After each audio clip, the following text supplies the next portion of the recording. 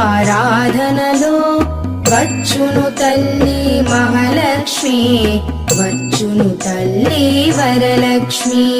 కాళ్లకు గజ్జెలు కట్టింది, మెడలో హారము వేసింది, పిలచిన వెంటనే పలికింది, అడిగినదంతా ఇచ్చింది.